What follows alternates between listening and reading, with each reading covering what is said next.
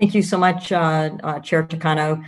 Thank you, Chairman Brownlee and Ranking Member Bergman as well. I want to thank my colleague from Iowa, Congresswoman Cindy Axne, for testifying in support of her bipartisan legislation, H.R. 2441, the Sergeant Ketchum Rural Veterans Mental Health Act.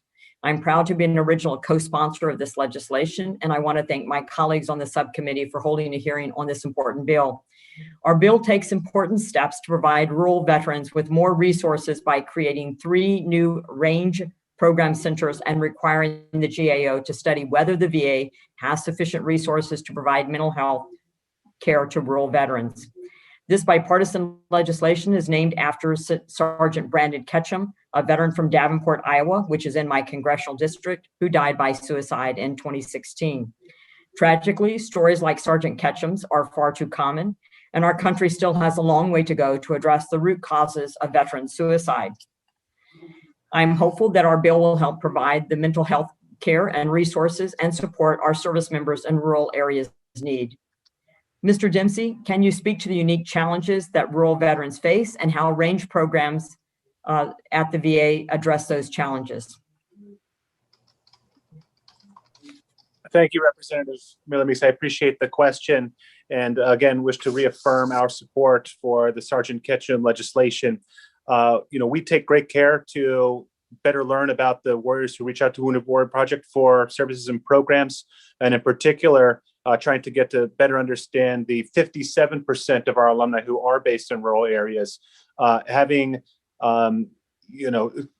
telehealth and having virtual access to programming has been extremely helpful in the year 2020, but we're also well aware that access and proximity to care is an issue for many veterans living in rural areas. We think that expansion of the range program will absolutely bring that care closer to some. We want to be able to connect to more, obviously, as I said in my oral statement and in our written statement as well. It is nice that VA is being able to expand its network of care through the community care network. But we also believe that VA needs to expand its capacity too. It's an important coordinator of that care and want to make sure that we're doing as much as we can to connect veterans wherever they live with the resources and care that they need. Thank you. Thank you very much for your answer. I know as a commissioner of the Wapello County Board of Veterans Affairs in my home county and a 24-year military veteran, this is a topic that's extraordinarily important to all of us.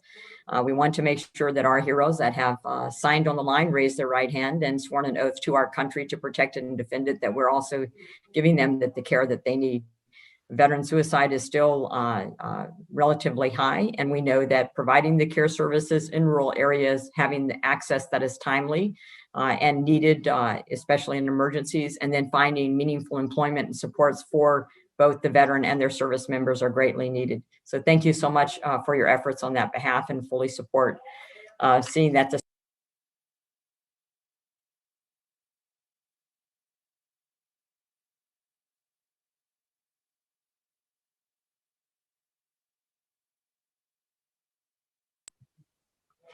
Thank you very much. I was muted. I thought I had unmuted, but I just want to thank you for what you're doing.